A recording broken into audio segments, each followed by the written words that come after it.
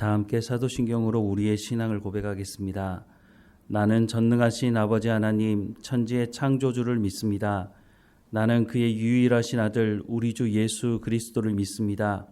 그는 성령으로 잉태되어 동정녀 마리아에게서 나시고 본디오 빌라도에게 고난을 받아 십자가에 못 박혀 죽으시고 장사된 지 사흘 만에 죽은 자 가운데서 다시 살아나셨으며 하늘에 오르시어 전능하신 아버지 하나님 우편에 앉아 계시다가 거기로부터 살아있는 자와 죽은 자를 심판하러 오십니다. 나는 성령을 믿으며 거룩한 공교회와 성도의 교제와 죄를 용서받는 것과 몸의 부활과 영생을 믿습니다.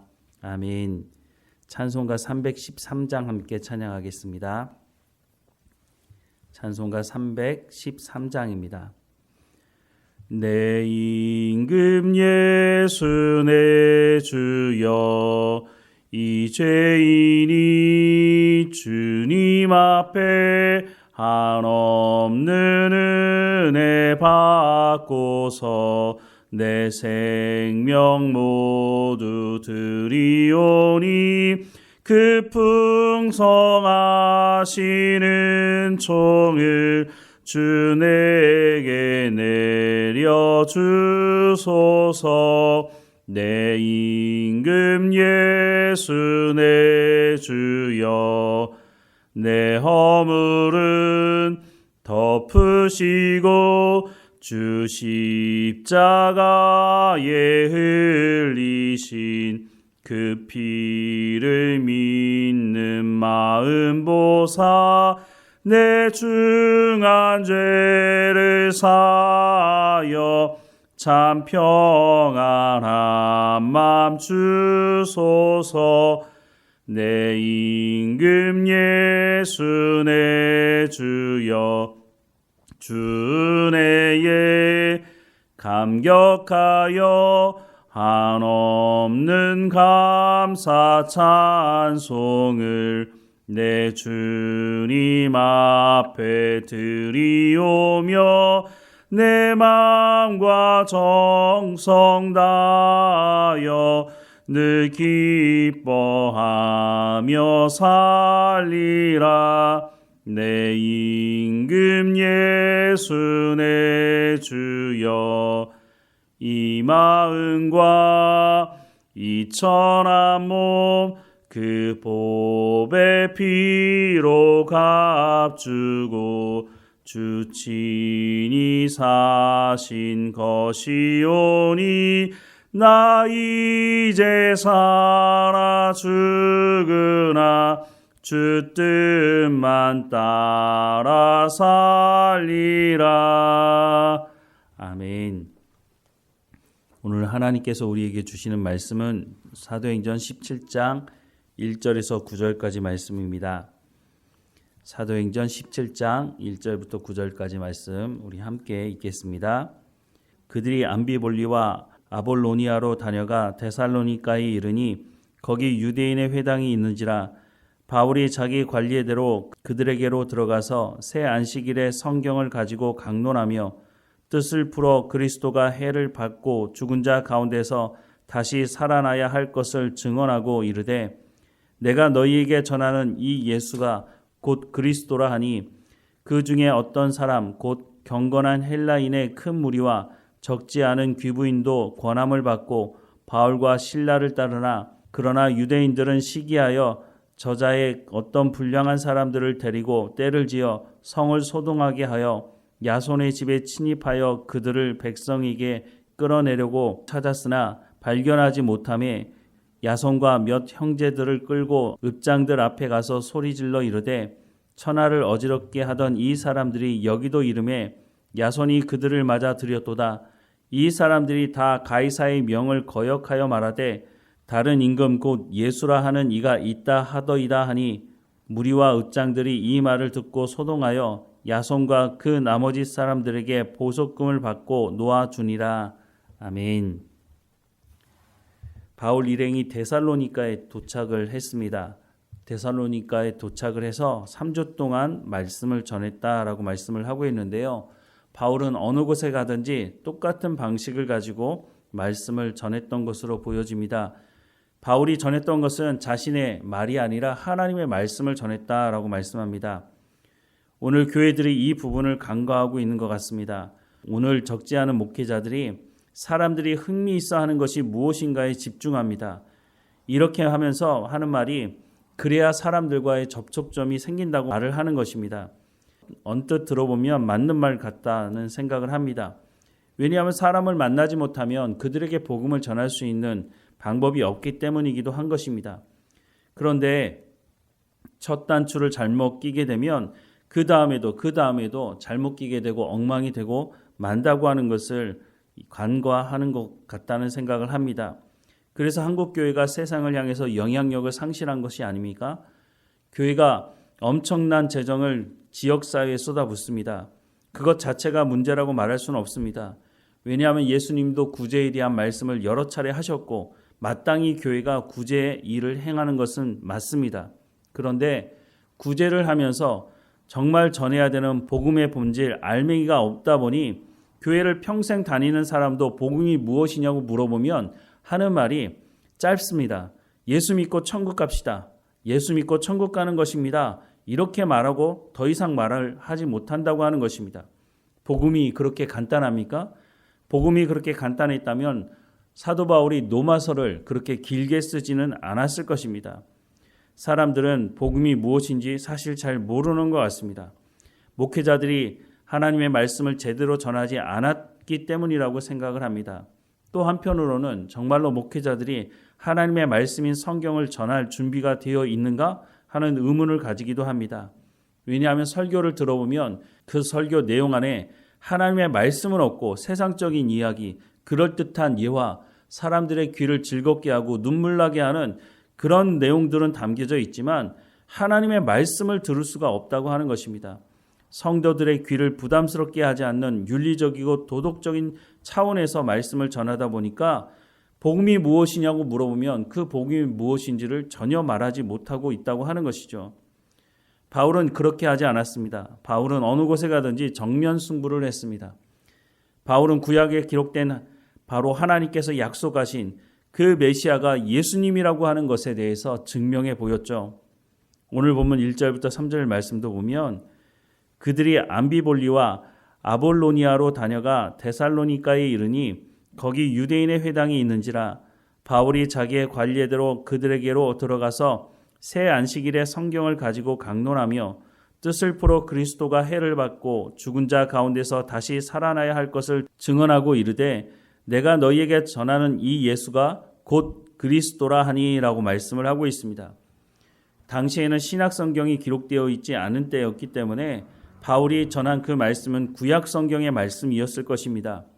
구약 성경에 하나님께서 보내시기로 한 그 메시아가 바로 예수다라고 하는 것을 분명히 밝히고 있는 것이죠.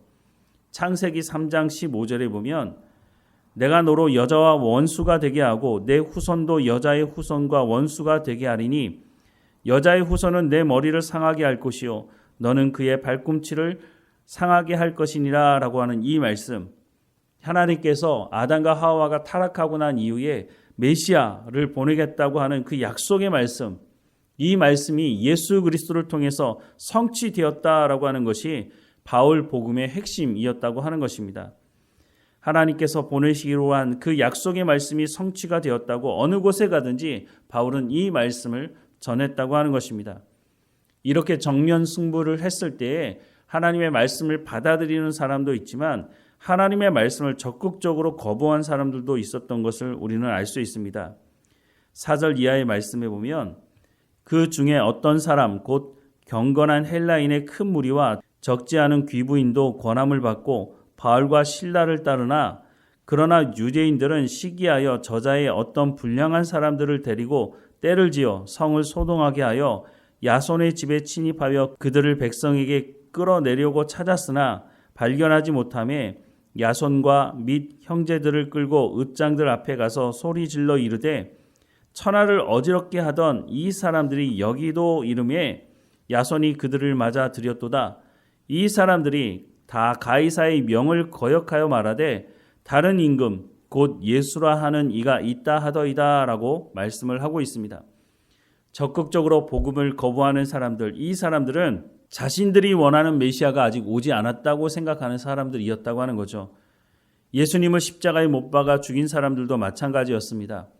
처음에는 예수님을 따르고 예수님을 왕 삼으려고 했던 사람들이 있지 않았습니까? 그런데 결국 자신들의 요구, 풍요와 독립을 꿈꾸고 있던 그 사람들의 요구가 채워지지 않자 예수님의 말씀을 다 거부하고 예수님을 십자가에 못 박아 죽이라고 말하지 않았습니까? 그 사람들이 이곳에서도 있는 것입니다. 극단적인 이기적인 사람들인 것이죠. 자신들은 구원받을 백성이지만 이방인들은 다 지옥의 땔감이라고 말하는 잘못된 선민의식을 가진 사람들. 하나님은 이스라엘 백성들만 구원하시겠다고 말씀하신 적이 없습니다. 하나님은 아브라함을 부르실 때부터 모든 민족이 너를 통해서 복을 받게 될 것이다 라고 말씀하지 않았습니까? 거기서 말하는 복은 경제적인, 물질적인 복을 말하는 것이 아닙니다. 그 복은 예수 그리스도를 보내실 것인데 예수 그리스도를 통해서 구원이 너희에게 임하게 될 것이다. 너희를 통해서 복음이 전해지고 그래서 그 복음을 믿는 사람들은 하나님의 자녀, 구원을 받게 될 것이다 라고 하는 그 복에 대해서 말씀을 하신 것이었습니다. 그런데 유대인들은 그렇게 받아들이지 않았죠. 자신들만 구원의 대상이라고 생각을 했죠. 처음에 바울도 그렇게 생각을 했습니다. 하지만 예수님을 만나고 나서 생각이 바뀌었고 회심하게 됐죠.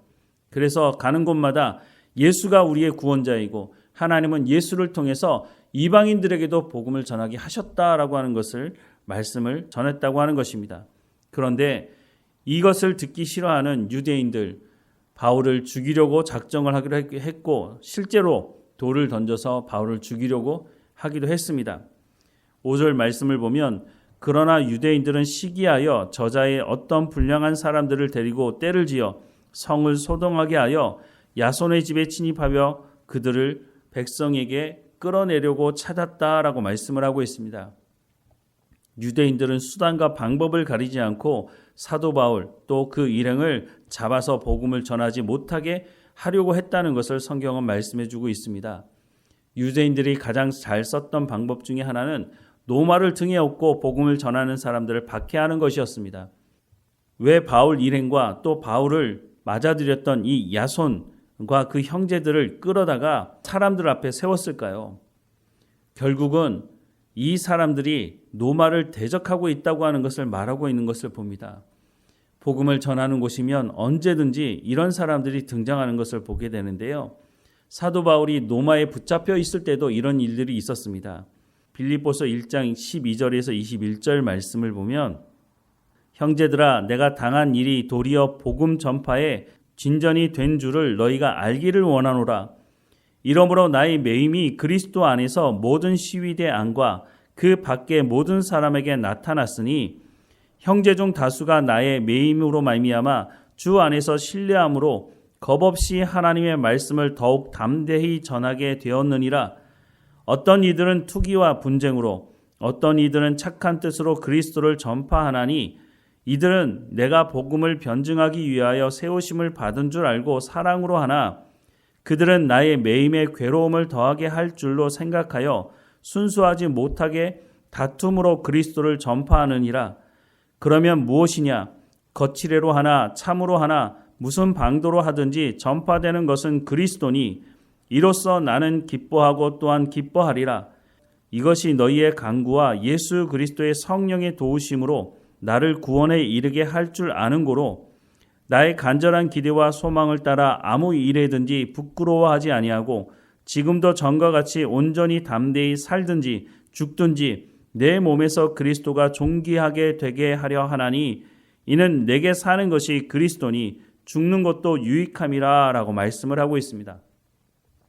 사도 바울이 로마에 갇혀 있을 때에 사도 바울의 그 재판 중에 사도 바울에게 불리한 증거가 될 수 있도록 하기 위해서 사도 바울을 대적하는 사람들 중에 더 열심히 복음을 전했던 사람들이 있었다고 하는 것입니다. 그것이 오히려 복음 전파에 도움이 되지 않았느냐라고 말하는 것이죠. 물론 이들은 악한 마음을 가지고 복음을 전했지만 어찌 되었든지 간에 복음이 전해지게 되면 그것으로 말미암아 예수가 선포되고 복음을 듣는 사람이 있게 되고 죽게 돌아오는 사람들이 있지 않느냐. 그러니 나에게 해를 끼치기 위해서 복음을 전하는 그 사람들도 내게는 유익한 것이다 라고 말을 하고 있는 것이죠. 복음을 방해하는 사람들은 늘 있어 왔고 지금도 있고 앞으로도 있을 것입니다.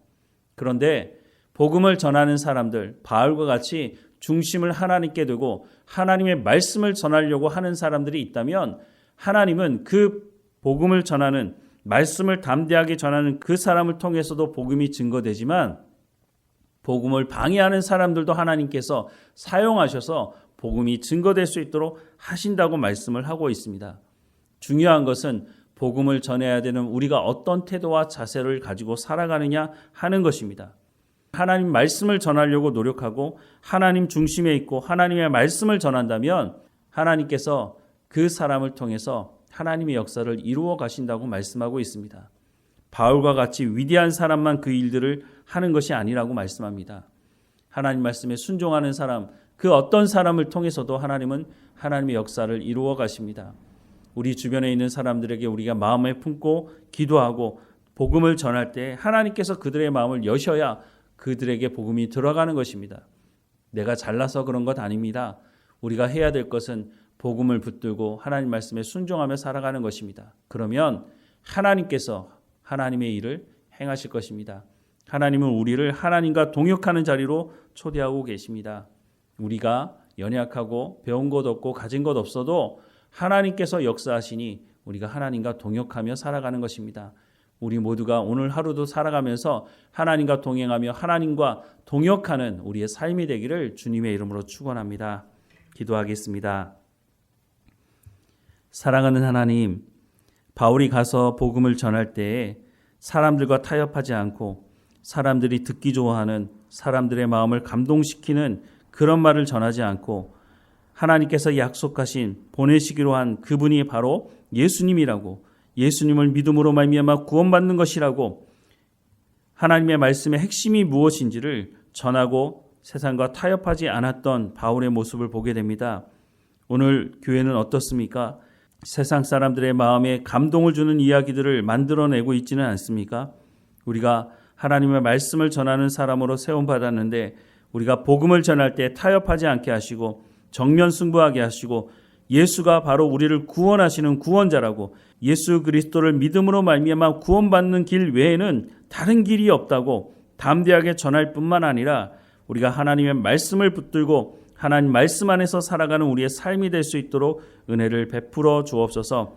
우리 마음에 품고 전도하려고 기도하고 있는 그 사람들의 마음을 열어주시고 하나님의 말씀을 전하게 하시고 하나님 말씀을 듣게 하셔서 회심하고 주께로 돌이켜서 하나님과 동행하며 참 평안과 참 기쁨과 감사함으로 살아가는 삶이 될 수 있도록 하나님이 인도해 주옵소서. 오늘 어느 곳에 있든지 우리와 동행하시는 하나님, 성령의 열매가 우리의 삶을 통해서 맺어질 수 있도록 은혜를 베풀어 주옵소서. 늘 우리와 함께 하시는 하나님께 감사하고 예수 그리스도 이름으로 기도드립니다. 아멘. 하늘에 계신 우리 아버지, 아버지의 이름을 거룩하게 하시며 아버지의 나라가 오게 하시며 아버지의 뜻이 하늘에서와 같이 땅에서도 이루어지게 하소서. 오늘 우리에게 일용할 양식을 주시고 우리가 우리에게 잘못한 사람을 용서하여 준 것 같이 우리 죄를 용서하여 주시고 우리를 시험에 빠지지 않게 하시고 악에서 구하소서. 나라와 권능과 영광이 영원히 아버지의 것입니다. 아멘.